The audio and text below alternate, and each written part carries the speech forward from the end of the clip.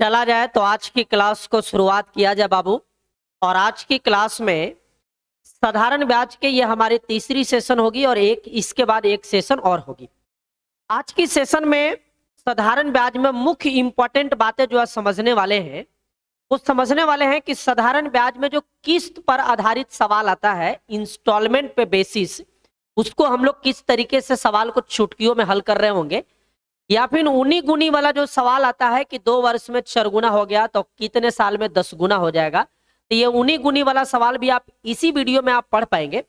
यानी आज की सवाल मुख्य इंपॉर्टेंट रहने वाला है। इंस्टॉलमेंट पर बेसिस सवाल बहुत ज्यादा एग्जाम में पूछी जाती, और बच्चे जब उसको बनाते हैं ना तो थोड़ा सा टाइम ज्यादा ले लेते हैं। तो हमारा प्रयास है कि उसको बहुत आसान तरीके से हम आपके सामने एक्सप्लेन कर दूं, ताकि जीवन में कभी भी साधारण ब्याज पे आसान किस्त वाला या फिर टफ किस्त वाला भी सवाल आपके पास आ जाए तो आप इजीली बना पाए। और होता बहुत आसान है, आप देखते चलिए। गुनी गुनी वाला सवाल भी आपको आज ही के सेशन में मिलेगी। 28 नंबर तक पिछले क्लास में हम लोग किए हैं, तो आज की क्लास में हमें 29 नंबर से बढ़नी होगी, और 29 नंबर के बाद एक क्लास और हमारे ख्याल से जाएगा, चाहे नंबर हो गई 27 होगी, 28 होगी, यहां तक हो गया था ना, देख लीजिए। तो यस, यहां से चलनी है बाप। तो आइए एक दो सवाल पहले पढ़ लेते हैं। नॉर्मल जो पढ़ना है वो पढ़ लेते हैं 29 और 30, और उसके बाद हम लोग इंस्टॉलमेंट वाला का कंसेप्ट लेंगे। बहुत अच्छी कंसेप्ट होती है इंस्टॉलमेंट वाला। सवाल कहा गया है कि किसी धन राशि पर 5% वार्षिक दर से 3 वर्ष और 4 वर्ष के प्राप्त ब्याज में 42 रुपया का क्या है बाबू अंतर है, तो वह राशि ज्ञात करे कितना होगा। बहुत आसान सा सवाल है कि एक सर्टेन रेट पर 3 साल का सिंपल इंटरेस्ट और 4 साल का सिंपल इंटरेस्ट निकाला जाए तो उन दोनों के ब्याज में जो अंतर बन रही है वो अंतर बन रही है 42 रुपया का। तो आप ये सोचिएगा कि 5% रेट है बाबू, और पहले काउंट कर लेते हैं 4 साल और बाद में काउंट कर लेंगे 3 साल। तो एक बात बताओ कि 5% की दर से 4 साल का सिंपल इंटरेस्ट आएगा 5 चौका 20%। ये एसआई जो बनेगा मेरे भाई वो बनेगा 4 साल में 20%, और 5% की दर से 3 साल का जो एसआई बनेगा वो बनेगा 5 या 15%। तो हम ये बोल सकते हैं कि जो 4 साल का सिंपल इंटरेस्ट है वो 20% है, और 3 साल का जो सिंपल इंटरेस्ट है वो 15% है। तो दोनों इंटरेस्ट में अंतर कितना परसेंट का आ रहा है मेरे भाई? 5% का अंतर बन रहा है। और यही अंतर का मान कितना दिया हुआ है? 42 दिया हुआ है। तो अंतर वाला रुपया को अंतर वाला परसेंटेज से भाग दिए, और निकालना प्रिंसिपल था तो प्रिंसिपल वाला से 100 से गुना कर दिए। 20 पंचे 100 और 42 दूना 84, यानी 840 रुपये आएगा। ऑप्शन नंबर कौन? बी। ठीक है भाई। पहले 3 साल का सिंपल इंटरेस्ट और बाद में 4 साल का सिंपल इंटरेस्ट, इन दोनों के ब्याज में जब अंतर निकाला गया, ब्याज में जब डिफरेंस निकाला गया है तो 42 रुपया का अंतर बना है। तो बताना है कि प्रिंसिपल क्या होगा। What is principal? तो प्रिंसिपल इक्वल टू 840। आ जाइए सवाल नंबर नेक्स्ट की तरफ बढ़ते हैं। 30 नंबर के बाद हमारे ख्याल से लगता है टाइप चेंज करता है। कहता है बाबू कि एक व्यक्ति बी को 3 वर्ष के लिए 10,000 रुपये और सी को 4 वर्ष के लिए 6,000 रुपया समान दर पे साधारण ब्याज पे उधार देता है, और दोनों में कुल 5400 रुपये के ब्याज प्राप्त होता है। तो बताना है कि ब्याज की दर कितना होगा। ध्यान से समझिए, बहुत अच्छा सवाल है बाबू। कहता है कि एक व्यक्ति आदमी बी को और आदमी सी को, 2 आदमी को पैसा कर्ज दिया, और दोनों आदमी से जो ब्याज के रूप में उसको मिला है वो 5400 रुपया को ब्याज के रूप में उसको प्राप्त हुआ है। ध्यान से समझिएगा, एक व्यक्ति आदमी बी को 3 वर्ष के लिए दिया है, लेकिन कितना परसेंट रेट पर दिया है ये जानकारी नहीं दिया। तो मान लीजिए कि 8% रेट पर दिया है, और कितना प्रिंसिपल दिया है बाबू? 10,000। तो 10,000 प्रिंसिपल दिया, 3 वर्ष के लिए दिया है, रेट मान लो 8%। तो एक बचपन वाला नियम हम लोग समझ रहे हैं कि P गुने R गुने T बटे 100। तो P गुने R गुने T बटे 100 करेंगे तो ये बन गया हमारा SI। यानी इतना रुपया ब्याज जो मिलेगा वो बी के द्वारा मिलेगा, बी के द्वारा ब्याज हम लोगों ने निकाल दिया। उसी फार्मूला से, उसी फंडा से हम लोग सी का ब्याज निकालेंगे। तो सी के लिए प्रिंसिपल कितना दिया है बाबू, 6,000 रुपया दिया है।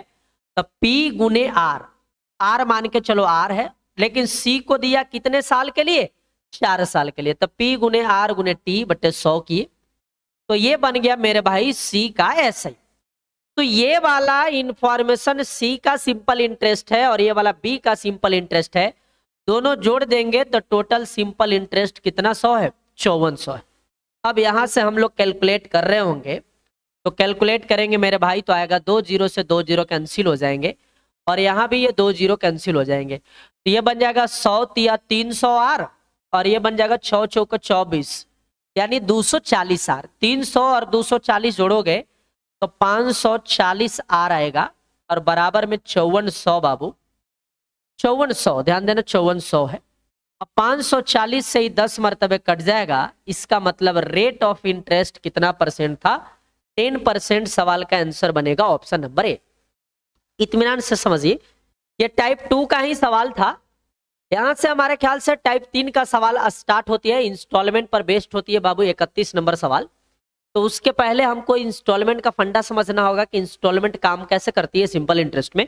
इंस्टॉलमेंट के सवाल किस तरीके से एग्जाम में देखने को मिलेगा और हम लोग कैसे आसान तरीके से उसको सोल्व कर पा रहे होंगे। अब उसको समझना है तो आप आराम से पेन पेपर लेकर के लंबा गहरा सांस ले लीजिए, है ना। सुनो बाप, कभी भी साधारण ब्याज में किस्त वाला सवाल आ जाए ना, इंस्टॉलमेंट वाला सवाल आ जाए, तो सबसे पहले आप देखना है कि टाइम कितना दिया हुआ है।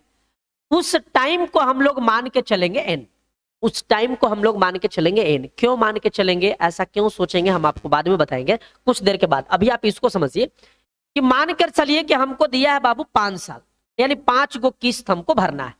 तब 5 गो किस्त दिया है तो एन के जगह हम लोग सपोज करेंगे 5, और वहां पर जो टाइम निकल करके आएगा वो निकलेगा बाबू n इंटू n माइनस 1/2 बाबू, n इंटू n माइनस 1/2। जहां n बराबर जो होगा, n बराबर वो होगा किस्तों की संख्या, किस्तों की संख्या। बाबू हर सी दीर्घ पे मत जाना प्लीज, किस्तों की संख्या। यानी यदि 5 किस्त देना है तो n के जगह 5 यूज होगा और वहां से जो करके आएगा वो हमारा टाइम को रिप्रेजेंट करेगा, समय को रिप्रेजेंट करेगा। ध्यान से सुनिएगा, दिया गया कैश पैसा, कैश पैसा और प्लस में ब्याज, कैश पैसा प्लस ब्याज बराबर होता है उधार लिया गया धन, उधार धन या फिर कर्ज भी इसको बोल सकते हैं। ध्यान से सुनिएगा, तो सबसे पहले देखना है बाबू कैश पैसा और उसके बाद देखना है आपको क्या, ब्याज। ऐसा ही कितना मिल रहा है। हम आप फंक्शन समझाते हैं, आप समझने का प्रयास करिए।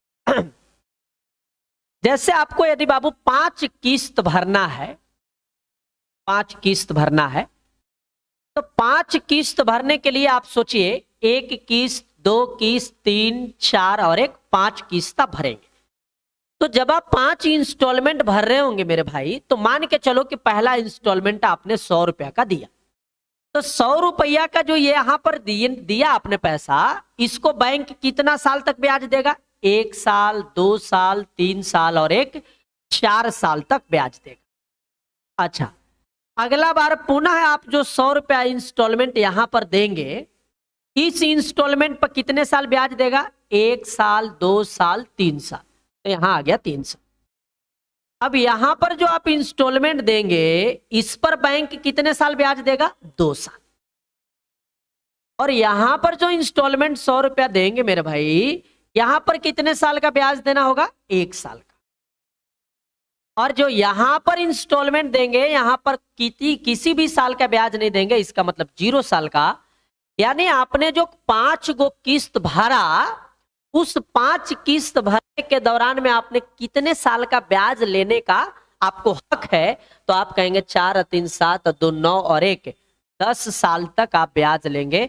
यही हमारा रिप्रेजेंट करेगा किसका बाबू, टाइम का।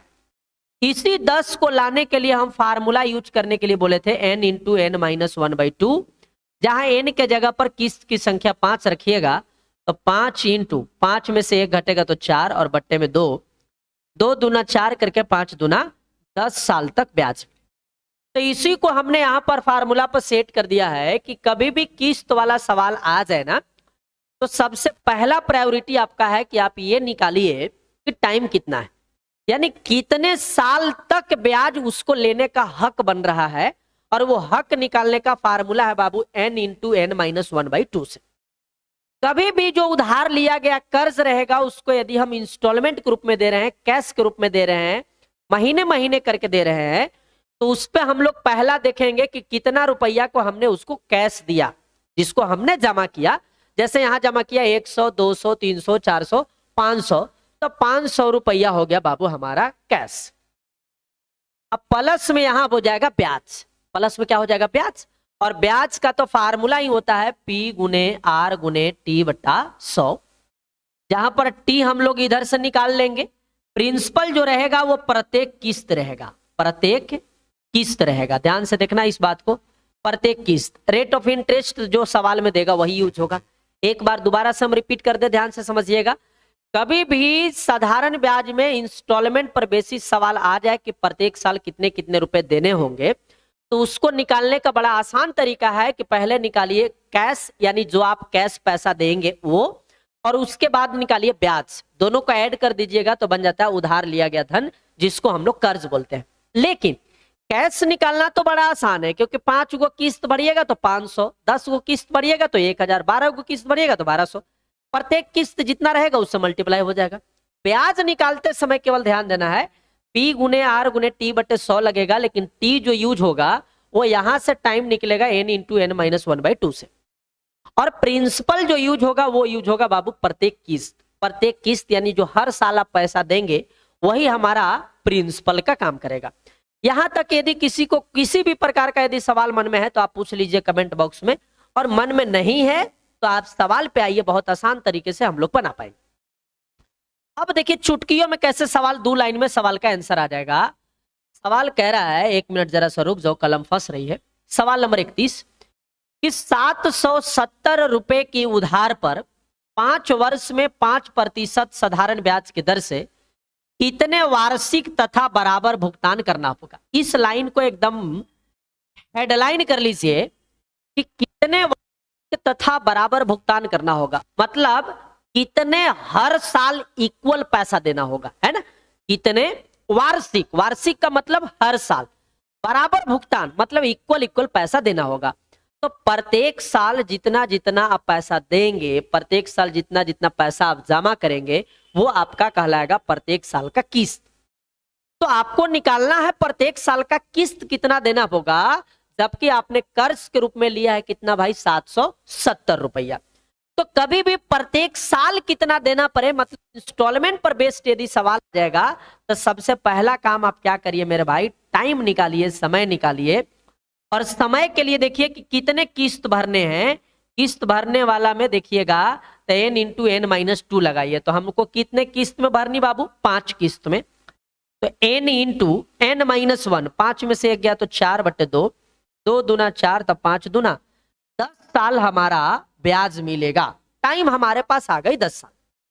हमें कहता है बाबू कि उधार लिया गया धन है 770 रुपया। तो एक बात बताओ, उधार लिया गया धन बराबर होता है कैश पैसा प्लस में ब्याज। एक बात बताओ, हमसे पूछा तो प्रत्येक किस्त ही है ना, प्रत्येक किस्त कितना मिलेगा। तो प्रत्येक किस्त को आप 100 रुपया मान के चलो, तो प्रत्येक किस्त को आप 100 रुपया मान के चलिए। तो एक किस्त यदि 100 रुपया दे रहे हैं और आप 5 साल तक किस्त भरिएगा तो टोटल कैश पैसा हो जाएगा 5x। ये वाला कहलाएगा बाबू कैश पैसा, जो आप बैंक को पैसा देंगे हर साल x x x x x देते हैं। तो 5 साल में टोटल आपने कैश के रूप में कितना दिया, तो आप कहेंगे कि 5x हमने आपको दिया। 5x कैश और प्लस में बाबू ब्याज। ब्याज बराबर होता है P गुने R गुने T बटे 100, जहां पर P हमारा x है, प्रत्येक किस्त ही प्रिंसिपल रहेगा। P इंटू रेट, रेट कितना % देनी है बाबू, 5% रेट देनी है। तो P इंटू आर और इंटू में टी और बट्टे 100। तो ये हो गया हमारा क्या बाबू, ब्याज। इसको हम लोग बोलेंगे भैया ब्याज। बहुत आसान। ये हो गया कैश पैसा और ये हो गया ब्याज काउंट। कैश और ब्याज मिल करके उधार लिया गया धन बराबर 770 रुपया आ गया। अब इसको सोल्व कर लो, आंसर आ जाएगा। 0 से 0 कैंसिल, 5 दूना 10, 2 और 1 कैल्शियम 2, 2 पंचे 10x और x 11x बराबर 770 और 11 से काट देंगे तो 11 सत्ते 77, तो x का मान आ जाएगा 70 दूना 140 रुपए। यानी आपको प्रत्येक किस्त के रूप में, हर इंस्टॉलमेंट के रूप में आपको 140 140 140 140 140 5 बार यदि देते हैं तो आपका उधार लिया गया कर्जा असूल हो जाएगा कितना बाबू, 770 रुपया। कैश और प्लस में ब्याज बराबर होता है उधार लिया गया धन बाबू। समझ पा रहे हैं? बहुत आसान भाषा में हम समझाने का प्रयास कर रहे हैं। हमारा प्रयास है कि जितनी आसान भाषा हो सकता है हम आपके सामने रख रहे हैं, ताकि आपको कभी ऐसा महसूस ना हो कि सिंपल इंटरेस्ट टफ टॉपिक है। और अब तक हमने 2 क्लास लिया और बहुत अच्छे ढंग से एकदम सक्सेसफुली निकाला, और जितना प्यार मिली है सिंपल इंटरेस्ट में उतना हम उम्मीद भी नहीं किए हुए थे, लेकिन उम्मीद से परे मिल रही है ना। तो इसके बाद हम लोग कंपाउंड इंटरेस्ट स्टार्ट ले रहे होंगे और कंपाउंड इंटरेस्ट को भी हम लोग इजीली भाषा से एकदम रगड़ रहे होंगे। एकदम रगड़ना जिसको कहते हैं ना, समय के अंदर सवाल को बनाना, बहुत अच्छे ढंग से बना रहे होंगे। आप केवल इत्मीनान से पेन और पेपर ले करके बैठा करिए। बुक जाकर के टेलीग्राम चैनल पर डाउनलोड कर लीजिए, वहां बुक डली हुई है, लगता है कि टेलीग्राम चैनल पर कंप्लीट बुक डला हुआ है। कंप्लीट बुक नहीं भी होगा तो वहां सिंपल इंटरेस्ट डली हुई है, आप सिंपल इंटरेस्ट ऐसा ही जाकर डाउनलोड कर लीजिए। फिर बाद में जब कंपाउंड इंटरेस्ट चालू करेंगे तो कंपाउंड इंटरेस्ट भी हम डाउनलोड कर लेंगे। जैसे अभी हमें ऐसा आशा लग रही है कि बिहार एसएससी मार्च तक एग्जाम ले लेना चाहिए, अप्रैल तक एग्जाम ले लेना चाहिए। और जो बच्चे जीडी की तैयारी कर रहे हैं वो एकदम अपनी तैयारी को तेज कर लीजिए। बिहार एसएससी वाले बच्चे एकदम अपने आप को तेज कर लीजिए। और हम कहते हैं कि एक बार अपने आप को ऐसा मॉडिफाई करिए, ऐसा अपने आप को ढालिए कि आप किसी भी एग्जाम में बैठे ना तो आपको यह महसूस ना हो कि हम इस एग्जाम की तैयारी नहीं किए थे, इसलिए हम इस एग्जाम को पास नहीं कर सकते। अपने आप को ऐसा ढाल के बनाओ कि कोई भी एग्जाम में, चाहे सेंट्रल हो या स्टेट गवर्नमेंट का हो, किसी भी एग्जाम में बैठे ना तो एग्जाम को हम क्रैक कर सके, एग्जाम को हम क्वालिफाई कर सके, हमारे उसमें सिलेक्शन हो सके। ऐसा मॉडिफाई करिए। और ऐसा मॉडिफाई तभी हो सकता है जब अपनी समय को, नींद वाले समय को त्यागना होगा, पार्टी फंक्शन वाला समय को त्यागना होगा, दोस्त रिश्तेदारों को कुछ हद तक आपको सेक्रीफाइस करनी होगी, तब जाकर के आप ऐसा अपने आप को मॉडिफाई कर पाइएगा, है ना। ऐसे भी कही गई है कि कुछ नई चीजें पाने के लिए कुछ पुराने चीजें आपको खोनी पड़ती है। अब चूंकि आप जो पढ़ चुके हैं उसको पढ़ने वाला चीज तो आप खोना नहीं चाहिएगा, तो बाकी चीजों को खोने का प्रयास करिए, तब जाकर के आपको पढ़ाई जो हो आगे की ओर बढ़ते चला जाएगा। अपने आप को मॉडिफाई करिए, ज्यादा बेहतर होगा बाबू। और हम कहते हैं आप खाली लगे रहिए। हम जितनी सेशन आपको दे देंगे ना, उतनी सेशन में ये कभी नहीं महसूस होगा कि मैथ के वजह से आपके रिजल्ट रुक रही है, कभी नहीं है। और एक बार यदि पढ़ लेते हैं एक टॉपिक को, जो भी टॉपिक हो, उसको दोबारा हम कहते हैं कि कभी किसी टीचर से पढ़ने की रिक्वायरमेंट नहीं पड़ेगी, यदि आप शुरू से लेकर के अंत तक सारे सवाल, सारे कंसेप्ट यदि देख लेते हैं तो। ठीक है, आ जाओ बाबू, सवाल नंबर 32 क्या कहता है।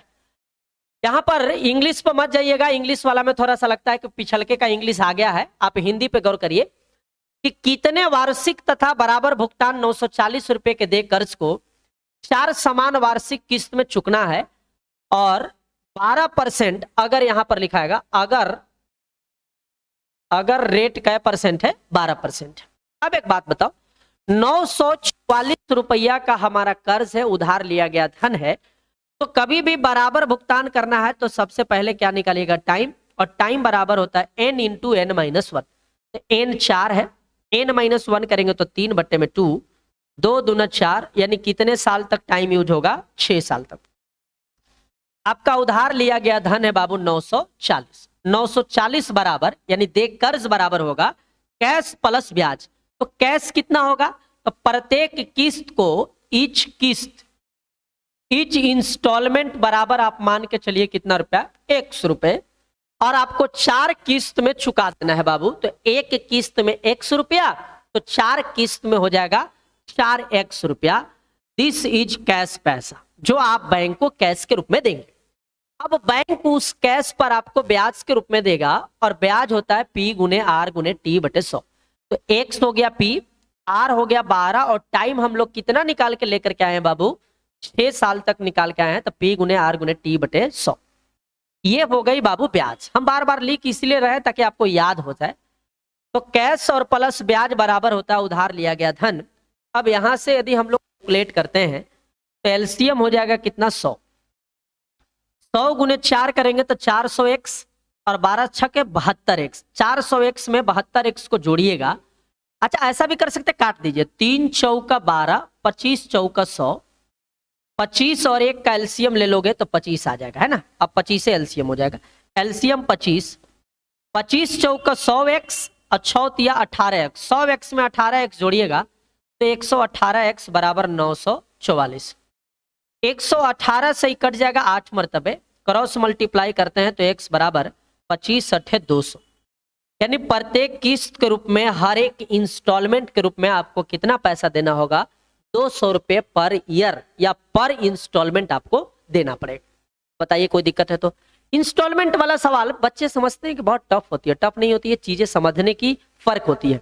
यदि आप समझ लेते हैं तो बहुत आसान होता है। कंपाउंड इंटरेस्ट वाला भी इंस्टॉलमेंट बड़ी आसान होता है भाई, जब पढ़ाएंगे तो बताएंगे। क्लियर हो गया। अब यहां से आ गई उनी गुनी वाला सवाल। उनी गुनी वाला सवाल में आप ध्यान से पढ़िएगा। कहता है कि कोई धनराशि 5 वर्ष में साधारण ब्याज की दर से अपने आप का 3 गुना हो जाता है।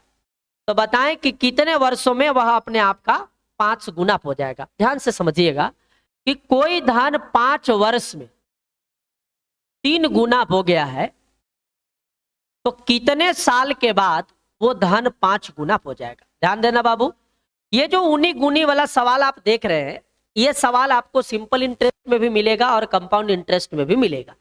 अभी हम लोग सिंपल इंटरेस्ट पे काम कर रहे हैं, साधारण ब्याज पे काम कर रहे हैं कि कोई धन 5 साल में 3 गुना होता है तो कितने साल में 5 गुना हो जाएगा। यदि हम इसको बेसिक से बनाते हैं, फार्मूला तो बाद में बता देंगे हम आपको, चुटकी में आंसर आ जाएगा, लेकिन बेसिक से सोचिए बाबू, थोड़ा सा दिमाग को डेवलप करिए। बेसिक सोचो। बेसिक यदि सोचते हैं बाबू तो कोई धन यदि 5 साल में 3 गुना हुआ है तो 3 गुना होने का मतलब हो गया कि प्रतिशत एसआई जो मिला होगा वो 200% मिला होगा। पहला बात, कोई धनराशि अपने आप का 3 गुना होने का मतलब है कि प्रतिशत एसआई जो होगा, प्रतिशत सिंपल इंटरेस्ट जो होगा वो 200% मिला। और नियम कहता है कि प्रतिशत एसआई में टाइम से भाग दे दोगे तो आर आ जाएगा। तो 200 में टाइम 5 से भाग दे देते हैं तो 5 चौका 20, 5 चौका 20, यानी 40% जो आया है वो क्या आ गया बाबू, रेट आ गया। 40% क्या आ गया, रेट आ गया। कोई धन यदि 5 साल में 3 गुना हुआ तो 3 गुना होने का मतलब है कि ब्याज मिला 200%, जो हमने पिछले क्लास में आपको समझा रखी। तो 200% एसआई, प्रतिशत एसआई है। प्रतिशत एसआई में आर से भाग देने पर टी आता है और टी से भाग देने पर आर आता है। तो यहां हमने टी से भाग दे दिया तो हमारा रेट बन करके आ गया है कितना परसेंट, 40%। अब दूसरा स्टेटमेंट पकड़िए कि कितने साल के बाद वो धन 5 गुना हो जाएगा। तो कोई धन 5 गुना होगा तो 5 गुना होने का मतलब है कि प्रतिशत एसआई जो मिलेगा वो कितना परसेंट मिलेगा, 400%। जितना गुना होता है उससे एक कम, 400% एसआई है। और परसेंट एसआई में आर से भाग देंगे तो टी आएगा और टी से भाग देंगे तो आर आ जाएगा। इस बार टी हमको निकालना है, टी निकालना है तो बाबू आर से भाग दे देंगे और आर हम लोगों ने निकाल करके रखा है कितना परसेंट, 40%। तो 40 से भाग दे देंगे, 40 दहा 400, यानी कितने साल में बाबू, 10 साल यहां पर टाइम आ गया। ऑप्शन नंबर कौन हो जाएगा, सी हो जाएगा। ध्यान देना, ये 40% आर निकला है, ठीक है। लेकिन हमको एग्जाम में इस तरीके से बनानी नहीं है। एग्जाम में कैसे बनाएगा वो देखो, पिंक दिखाई दे रहा है कि नहीं दे रहा है, लाल से लिख दूं, लाल भी पता नहीं दिखाई देगा इस पे कि नहीं देगा। फार्मूला होता है n1 - 1 बट्टे n2 - 1 बराबर t1 बट्टा t2। n1 - 1 बट्टा n2 - 1 बराबर t1 बट्टा t2, जिसमें ये वाला हमारा n1 है, ये वाला हमारा n2 है, and this is t1 and this is T2। ठीक है, तो इस बार देखो T1 मालूम है, N1 N2 मालूम है, T2 निकालना है, तो आप वैल्यू पुट करिए। वैल्यू पुट करेंगे बाबू N1 -1, 3 में से 1 घटाएंगे तो 2 आ जाएगा। N2 -1 तो 5 में से 1 घटाएंगे तो 4 आ जाएगा। बराबर में T1 बटे T2, तो T1 5 है भाई, और T2 निकालना है। अब 2 दूना 4, ये कट जाएगा, क्रॉस मल्टीप्लाई से T2 का मान आ जाएगा 5 दूना 10 साल। सवाल का आंसर हो जाएगा ऑप्शन नंबर सी। ठीक है, तो एक बार बोल लीजिए हमारे साथ फार्मूला। ऊनी गुनी वाला सवाल कभी भी सिंपल इंटरेस्ट में आ जाए कि कोई धन 7 साल में 10 गुना हुआ तो कितने साल में 12 गुना हो जाएगा, तो ऊनी गुनी वाला सवाल हमेशा बनेगा N1 -1 बट्टा N2 -1 बराबर T1 बट्टा T2। बाकी हमने आपके सामने बेसिक तरीके से भी बना करके दिखा दी। सवाल नंबर 34 पे आज कहता है कि कोई धनराशि साधारण ब्याज पे 20 वर्ष में 3 गुना हो जाता है, तो वह कितने वर्ष में उसी दर से साधारण ब्याज का कितना गुना हो जाएगा? 2 गुना हो जाएगा।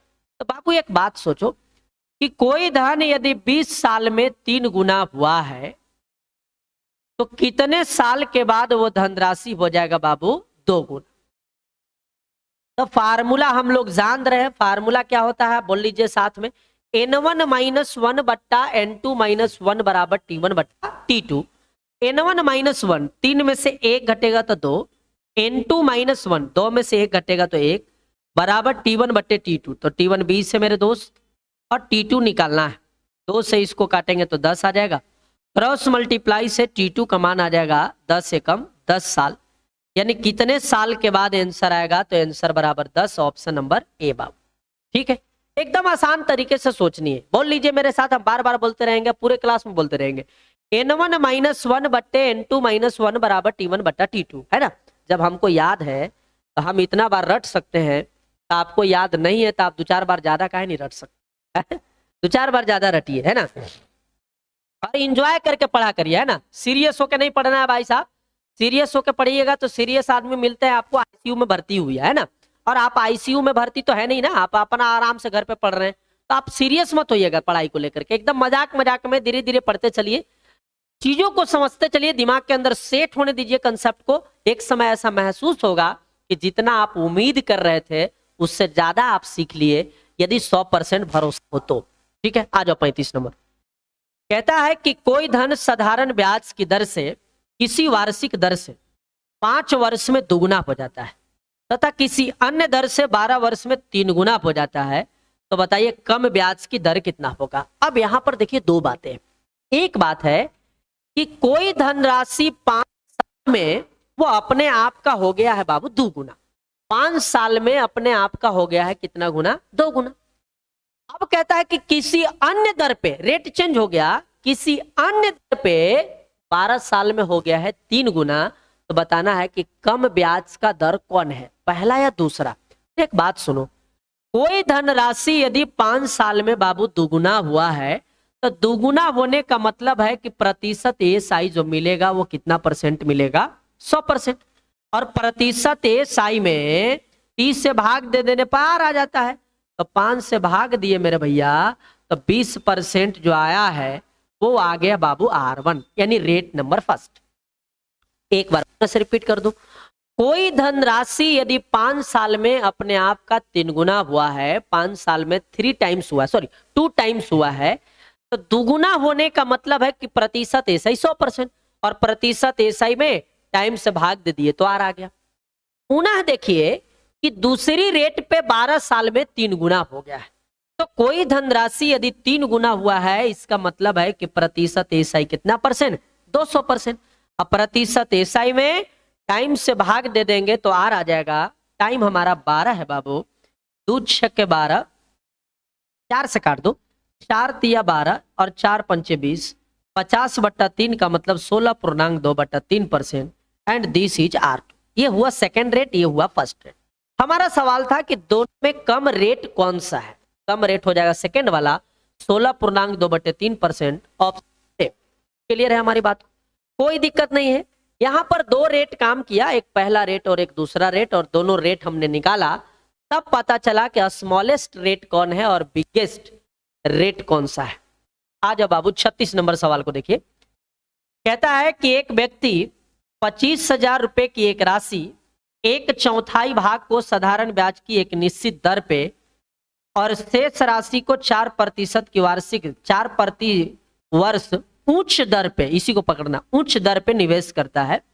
यदि 2 वर्ष के लिए कुल 4125 रुपए के ब्याज प्राप्त होते हैं तो निवेश की गई दूसरी राशि कितना होगा ज्ञात करना है। थोड़ा सा यहां समझने की जरूरत है कि टोटल उसके पास 25,000 रुपए है बाबू। टोटल कितने हैं? 25,000 रुपए। अब इस 25,000 रुपए को वो 2 जगह निवेश कर रहा है, 2 बैंक में कहिए या 2 जगह कहिए। पहला जगह निवेश किया है 1/4, है ना, पहला जगह निवेश किया है 1/4 पैसा, और दूसरा जगह उससे कुछ कम या ज्यादा जो भी बचेगा वो दूसरा जगह रिप्रेजेंट करेगा। तो इसका 1/4 करते हैं बाबू, तो 4 छक्के 24, 24 के बाद 1 0, 4 दूना 8, और 4 दूना 8 के बाद बचेगा 2 और 0, 4 पंचे 20, यानी 6250। 25,000 रुपया में पहले 1/4 पैसा कहीं पर वो लगा दिया, तो 1/4 पैसा होता है बाबू कितना? 6250 रुपया। बाकी पैसा को वो दूसरा जगह लगाएगा, तो टोटल 25,000 में से 6250 रुपया का 6250 रुपया को आप माइनस कर लीजिए, तो 0, 10 में से 9 5 जाएगा तो 4, 10 में से 5 गया तो 5, 9 में से 2 गया तो 7, 14 में से 6 जाएगा तो 8, 18,750, 18,750। यानी जो पहला बैंक में हम निवेश करेंगे वहां का प्रिंसिपल होगा 6250 रुपया, और दूसरा बैंक में जो निवेश करेंगे वहां पर प्रिंसिपल कितना होगा? 18,750। दोनों जगह में सवाल कहता है कि 1/4 पैसा को एक निश्चित ब्याज दर से और शेष पैसा को 4% हाईएस्ट रेट पर देता है, और 2 साल के बाद इतना रुपया का ब्याज प्राप्त होता है। तो अब एक छोटी सी बात हमको बताओ कि P मालूम है, तो P गुने R, R मान के चलो R है, P गुने R गुने T बटे 100, तो P गुने R गुने T बटे 100 किए तो ये बन गया पहला वाला प्रिंसिपल का ब्याज। पहला वाला प्रिंसिपल का ब्याज। दूसरा वाला भी यदि हम P गुने R गुने T करें तो R जो हो रहा है वो पहले वाला से 4 ज्यादा है, तो P गुने R, R का मतलब दूसरा वाला R हो जाएगा R प्लस 4, 4 ज्यादा रेट ले रहा है, और P गुने R गुने T बटे 100। ये हो गया बाबू दूसरा प्रिंसिपल का ब्याज, और टोटल ब्याज बराबर जो 2 साल में मिला है वो मिला है बाबू कितना? 4125 रुपए, यही मिला है। अब यहां से हम लोग क्या करेंगे? कैलकुलेशन कर रहे होंगे तो x का मान आ रहा होगा, r का मान आएगा, और r के मान हम लोग दूसरा वाला जगह रखेंगे तो हमारा दूसरा रेट ऑफ इंटरेस्ट आ जाएगा जो कि r से 4 ज्यादा है। अब बाबू एक छोटा सा बात बताना, 2 से इसको काट देते हैं तो 50 आ जाएगा, और 2 से इसको भी काटेंगे तो 50 आ जाएगा, 50 से ये वाला ही कट जाएगा, 5 से इसको काट देंगे 25 से, 125 पंचे 625, 0 से 0 ये कैंसिल हो जाएगा, और 5 से कैंसिल करते हैं तो 5 तिया 15, 15 के बाद 3 और 7, 5 7 35, 2 और 5 55 6 25, तो 125R यहां पर हो गया 125R, और 375 से दोनों में गुना होगा तो 375R, और प्लस में 375 के चरगुना करिएगा तो 300 के चरगुना 1200, और 75 के चरगुना 300, तो 12 और 3 1500 बराबर में 4125 बार। तो 375 में इसको जोड़ देंगे तो 3 1 4, और ये मिलके हो जाएगा 500R बराबर, ये 1500 उधर जाकर माइनस हो जाएगा, तो 4125 माइनस 1500, घटा लो बाबू, 5 में से 0 जाएगा 5, 2 में से 0 जाएगा तो 2, यहां बचेगा कितना? यहां बचेगा बाबू 1 में से 5, यानी 11 में से 5 गया तो 6, और यहां बचा 3, 3 में से 1 जाएगा 2, यानी 2625 रुपया, 2625 रुपया, 2625, ध्यान देना 2625 है, 2625। अब यदि हम 5 से दोनों तरफ काट दें तो 5 से इधर काटने पे 100 हो जाएगा, और 5 से इधर काटते हैं तो 55 6 25, और 25 के बाद 1 2 5 2 10, 55 6 25। यहाँ देखो बट्टा में 100 जब आप रखोगे ना 525 और बट्टे 100, तो रेट ऑफ इंटरेस्ट बन जाएगा 5.25%। तो ये जो रेट बनी है वो आर का मान बना है और आर इक्वल टू इस साइड वाला, लेकिन सवाल कहता है कि दूसरी ब्याज की दर कितना होगा, तो दूसरा वाला आर +4 है, तो यहां पर +4 करिएगा तो 5 4 9.25 और 9.25 देखेंगे तो ऑप्शन नंबर बी हमारा सवाल का आंसर बने। हर बार में 5.25 मत मार दीजिएगा मेरे भाई, क्योंकि 5.25 जो आया है वो पहला वाला रेट ऑफ इंटरेस्ट आया और हमसे कहता है कि दूसरा वाला रेट ऑफ इंटरेस्ट क्या होगा, तो आंसर हो जाएगा 9.25। आ जाओ बाबू सवाल नंबर 37। सवाल नंबर 37 कहता है कि रामू के पास 4,000 रुपए थे, उनमें से वो 1,500 रुपए को 10% वार्षिक दर से और 2,000 रुपए को 8% वार्षिक दर से और शेष पैसा को वह किसी अन्य दर पे उधार लगाए और पूरी राशि पर प्राप्त ब्याज कितना परसेंट हो रहा है बाबू, 15% हो रही है। सवाल कहता है कि टोटल एक व्यक्ति के पास 4,000 रुपए है, लेकिन उस 4,000 रुपए को 3 जगह वो पैसा लगाएगा। पहला जगह पर पैसा लगाया है बाबू 1,500 रुपए, तो पहला जगह का प्रिंसिपल काम करेगा 1,500। दूसरा जगह पर वो प्रिंसिपल लगाया है बाबू 2,000 और तीसरा जगह पर रेस्ट अमाउंट, तो हम कहेंगे कि 1,500 और 2,000 3,500 लग गई। टोटल 4,000 था, तो उसके पास अब बच रहे हैं कैसे बाबू 500। ध्यान से समझिएगा इस बात को। टोटल 4,000 रुपए थे, उसमें से एक जगह 1,500 लगाए और एक जगह पे 2,000 लगाए, तो 3,500 हम ऑलरेडी लगा चुके हैं, तो हमारे पास अब कितने बचे हैं, 500 रुपए बचे हैं। तो 3 जगह प्रिंसिपल मालूम है और तीनों का रेट दिया हुआ है। 1,500 रुपया पर रेट रखा है 10%, 2,000 पर रेट रखा है 8% और शेष पैसा पर कितना रेट निकालना है यही तो पूछना है। अब एक बात हमारे स्टेटमेंट को ध्यान से समझिएगा कि 1 साल का सिंपल इंटरेस्ट उतना ही होता है जितना उसका रेट ऑफ इंटरेस्ट होता है।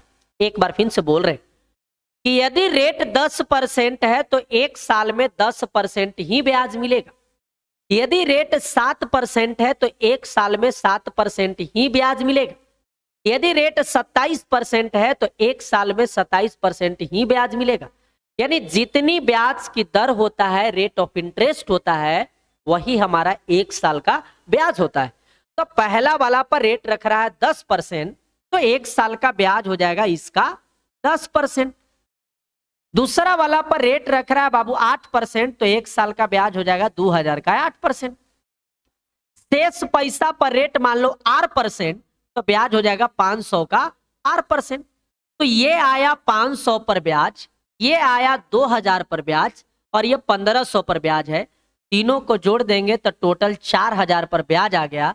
लेकिन टोटल 4,000 पर ब्याज टोटल का कितना परसेंट हुआ है बाबू, 15% हुआ है। बहुत सिंपल कंसेप्ट। 1,500 पर ब्याज 10%, 2,000 पर ब्याज 8%, 500 पर ब्याज 8%, टोटल 4,000 पर ब्याज बराबर 4,000 का कै परसेंट, 15%। अब यहां से सोल्व करेंगे, धड़ाधड़ आंसर आ जाएगा। आओ ना, 2 जीरो कटा दो तो 150, यहां भी 2 जीरो कटा दो, 8 दूना 16, 160। 150 और 160 को जोड़ोगे ना तो 310 आता है क्या। 150 और 160 को जोड़ोगे तो 310 और प्लस में 2 जीरो कैंसिल हो जाएगा तो 5R हो जाएगा। बराबर में इधर देखोगे ना तो 2 जीरो से 2 जीरो कैंसिल हो जाएगा तो 40 से 15 चौके 60 यानी 600। तो 5R का मान 310 जाके घटेगा तो 290 और 5 से इसको काटते हैं बाबू तो रेट ऑफ इंटरेस्ट 55 से 25, 4 0 5 8 40, यानी शेष पैसा पर जो रेट ऑफ इंटरेस्ट लगेगा वो 58% लगेगा। Option number C. क्लियर है हमारी बात को। बहुत आसान थी। आप एक लाइन में डाटा को सेट करिए और सेट करने के बाद सॉल्यूशन करने में जितना समय लग जाए 2 सेकंड 4 सेकंड 3 सेकंड, आप जितनी फास्ट रहेंगे सॉल्यूशन में सवाल का आंसर उतनी ही जल्दी बन करके तैयार हो जाएगा। आज ये सवाल नंबर 38। सवाल नंबर 38 है कि मोनू ने 10% वार्षिक साधारण ब्याज की दर से कर्ज लिया, जिसे वह 3.1/2 साल में मतलब 3.5 साल के बाद ब्याज सहित लौटा देता है। और यदि उसने 2,700 रुपया वापस किया है तो वापस किया गया तो बताएं कि मूलधन क्या होगा। अच्छा एक बात सुनो, सवाल कह रहा है कि एक व्यक्ति 10% की दर से 3.5 साल के लिए उधार साधारण ब्याज पर लेता है और 3 साल के बाद जो जाकर के पैसा जमा करता है वो 2700 रुपया रिटर्न किया है, अदायगी किया है, दिया है। तो बाबू आपने पैसा को उधार लिया और 3-3.5 साल के बाद सामने वाला को आप वापस करने गए तो वापस किया गया धन, लौटाई गई धन कहलाता है बाबू मिश्र धन, अमाउंट। तो अमाउंट देखना है बाबू, 2700 दिया है तो रेट कितना है जरा बताना। रेट है 10%। तो 10% के मान 1/, कितना होता है 10 होता है। तो 1/10 में 10 प्रिंसिपल है और एक साल का क्या है ब्याज है। तो अब एक छोटी सी बात बताओ कि अमाउंट कितना होगा। तो 10 प्रिंसिपल, 1 साल का 1 ब्याज, तो 2 साल का 2 ब्याज, 3 साल का 3 ब्याज, तो 3.5 साल का 3.5 ब्याज, यानी ब्याज मिल रहा है 13.3% का। यह यूनिट का, इस सब यूनिट में चल रहा है तो 13.3 का 13 ना आएगा।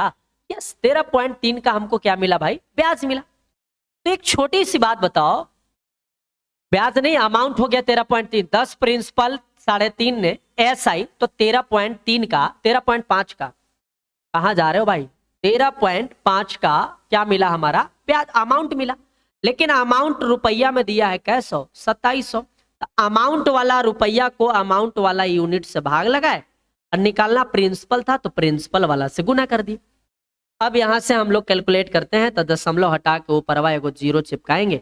27 से ही कटेगा 100 मरतबे, 27 पंचे 135, 5 दूना 10, तो 2 पर 2 और 1 3 0, और 2 पर 3 0 का मतलब होता है आंसर बराबर कितना 2000 रुपये। बाबू प्रिंसिपल 10, 3.5 SI, तो टोटल हमारा हो जाएगा अमाउंट 13.5 का। एक छोटी सी बात यदि हम और समझाना चाहते हैं आपको, समझ लीजिए, फालतूगिरी का चीज है लेकिन फिर भी समझिए कि यहां जो पॉइंटों में बन रही थी हम पॉइंट से बच सकते थे। रेट ऑफ इंटरेस्ट कितना परसेंट था मेरे भाई, 10% था। तो 10% के मान आप 10/100 करोगे ना, तो 2 पंचे 10 और 20 पंचे 100, अरे 1/10 का ही तो है 2/20। अब यही इसी का मान 2/20 है, तो अब प्रिंसिपल हो गए 20 और 2 हो गया 1 साल का SI। 1 साल का क्या हो गया SI। अब सोचो प्रिंसिपल 20 है, 1 साल का SI बाबू 2 है, तो 1 साल में 2 है तो 2 साल में 4 होगा, 3 साल में 6 होगा, तो 3.5 साल में 7 होगा। तो 20 और 7 27 यूनिट बनेगा बाबू अमाउंट। और अमाउंट वाला रुपया को अमाउंट वाला यूनिट 27 से भाग दिए और निकालना प्रिंसिपल था तो प्रिंसिपल वाले 20 से गुना कर दिए। 27 से ही 100 मरतबे कटेगा और 20 गुने 100 करिएगा तो आंसर 2000 आ जाएगा। इससे क्या हुआ कि जब आप थोड़ा सा डेवलप कर जाएंगे ना, विकसित हो जाएगा आपका दिमाग, सोचने की शक्ति थोड़ी बढ़ जाएगी, तो जैसे ही देख रहे हैं कि 3.5 साल का ब्याज काउंट करेंगे तो ये पॉइंट में आएगा, तो उसका रास्ता बदल देना है कि 10% के मान 1/10 न सोच करके 2/20 सोचने लगेंगे। तो जैसा सवाल आ रही है हमको उसके अनुसार स्टेटमेंट पे काम करनी है बाबू, ठीक है। सवाल नंबर आ जाओ 39, देखो क्या कहता है। कहता है कि एक राशि पे 10 वर्ष का साधारण ब्याज 3130 रुपए है। यदि 5 वर्ष बाद मूलधन को 5 गुना हो जाए तो 10 वर्ष के बाद कुल कितना ब्याज प्राप्त होगा, आपको ज्ञात करना है। देखो इसमें बनाने का 2 तरीके होते हैं। एक तरीका तो आप बेसिक से बना लीजिए और दूसरा तरीका है कि चीजों को आसान कर लीजिए, है ना। यदि मैं इसको बेसिक से पहले हल करूं, आपको करके दिखाऊं बाबू, जो कि बहुत जरूरी है बेसिक आप पहले समझिएगा। सवाल कहता है कि 10 वर्ष में 3130 रुपया ब्याज मिला है, अगर 5 साल बाद मूलधन 5 गुना हो जाए, यानी आपके सामने टोटल 10 साल का ड्यूरेशन है। शुरुआत का जो 5 साल है, शुरुआत के 5 साल जो है ये रह रहा है आपको नॉर्मल डाटा पे, यानी नॉर्मल प्रिंसिपल पे। शुरुआत के कहता है कि 10 साल में 3130 रुपया का ब्याज मिला, 5 साल के बाद प्रिंसिपल को क्या कर दे, 5 गुना कर दे। तो एक छोटी सी बात आपको बताना कि 3110 रुपया, 3110 है ना, 3130 है, 10 साल का ब्याज है, तो पर ईयर का ब्याज है 313 रुपया। तो बाबू शुरुआत के 5 साल में तो छेड़छाड़ नहीं हो रहा है, तो 5 साल में 313 रुपए के हिसाब से 5 साल में कितना ब्याज मिलेगा? तो 5 तिया 1500 और 13 पंचे 65, यानी 1565 रुपया ब्याज मिलेगा। कितना साल का? शुरुआत के 5 साल। अब क्या हो रहा है कि लास्ट के जो 5 साल बच रहे हैं, इसमें प्रिंसिपल को कर दे रहे हैं 5 गुना। प्रिंसिपल को कर दे रहे हैं 5 गुना। तो जो ब्याज तुम्हारा 313 रुपया मिल रहा था एक सर्टेन प्रिंसिपल पे, गुना करिएगा तो ब्याज भी तो 5 गुना हो जाएगा। यानी अब तुमको एक साल में ब्याज मिलने लगेगा 1565 रुपया, एक ही साल में। क्यों? क्योंकि हमने प्रिंसिपल को आज ऑटोमेटिक 5 गुना मिलना चालू हो जाएगा, यानी 1565 रुपया। तो एक साल में 1565 रुपया, तो अगले 5 साल तक और ब्याज लेंगे तो 5 गुना हो जाएगा। 55 6 25 हासिल 2, 5 6 30, 2 32 की 2 हासिल 3, 55 6 25 3 28 की 8 हासिल 2, 5 1 5 2 7। अभी दोनों को जोड़ देंगे तो टोटल ब्याज हो जाएगा। कितना होगा? जोड़िए, 5 5 10 की 0 हासिल 1, 6 और 2 8 और 1 9, 5 5 10 की 0 हासिल 1, 6 2 8 1 9, 8 और 5 13 की 3 हासिल 1, 7 और 1 8 और 1 9, यानी आएगा 9390 रुपया। आंसर ऑप्शन नंबर कौन बाबू? ए। ये हुआ कि यदि आप बेसिक तरीके से चलते हैं तो आप इस तरीके से सवाल को हल कर रहे होंगे, लेकिन हमें यदि शॉर्टकट बनाना है तो कैसे बना पाएंगे और जल्दी में कैसे सोचना है? देखो बाबू, आपको सवाल कहता है कि टोटल 10 साल का टाइम है। उस 10 साल में शुरुआत के 5 साल में छेड़छाड़ नहीं हो रहा, तो शुरुआत के 5 साल रहने दो ज्यों का ज्यों। जो लास्ट के 5 ईयर बच रहे हैं उसमें प्रिंसिपल को कर दिया है कै गुना? 5 गुना। तो प्रिंसिपल को 5 गुना कर रहा है तो आप टाइम को ही 5 गुना कर दो तो आप कहोगे 55 25 साल। तो 25 साल इधर और 5 साल इधर, तो टोटल कै साल? 30 साल का ब्याज निकालना है। 30 साल का 30 ईयर का ब्याज निकालना है। 30 साल का ब्याज निकालना है बाबू, निकालना है। एक बार फिर से समझिए, शुरुआत के 5 साल में कोई छेड़छाड़ नहीं हुआ, लास्ट के 5 साल में प्रिंसिपल को 5 गुना कर रहा है तो हम टाइम को ही 5 गुना कर दिए, तो 55 6 25 साल। 25 साल और 5 साल 30 साल का ब्याज निकालना है तो 3130 रुपया ब्याज है बाबू 10 साल का। तो 10 से भाग देंगे तो 1 साल का आया। 1 साल का इतना निकालना है 30 साल के, तो 30 गुना, इससे ही कट जाएगा। 3130 गुने 3 करिएगा तो आ जाएगा 9390 रुपया सवाल का आंसर। बताओ कि हल हो गई। हमको केवल यही देखना है कि कै गुना कर रहा है, उधर कर रहा है प्रिंसिपल, हम कर देंगे टाइम को ही 5 गुना, हमारा सवाल का आंसर बनकर तैयार हो जाएगा। अगला सवाल का आंसर आप खुद बना दीजिएगा। देखिए क्या कहता है बाबू कि किसी धन पे 12 वर्ष में 920 रुपया का साधारण ब्याज प्राप्त हुआ। यदि धन को 6 वर्ष के बाद क्या कर दे बाबू? दुगुना कर दे, तब कितना ब्याज मिलेगा? तब एक बात बताओ, 12 साल का ड्यूरेशन है, शुरुआत के 6 साल में तो छेड़छाड़ नहीं हो रहा है, लेकिन जो लास्ट के 6 साल बच रहे हैं उसमें प्रिंसिपल को कर दे रहा है दुगुना। प्रिंसिपल को दुगुना कर रहा है तो आप टाइम को दुगुना कर दो तो आ जाएगा 6 दूना 12 साल। तो 12 साल और 6 साल 18 साल का ब्याज निकालना है। 18 साल का ब्याज निकालना है।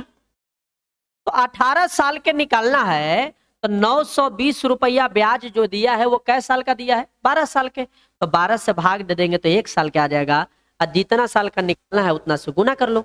18 साल के निकालना है, 18 से गुना बाप।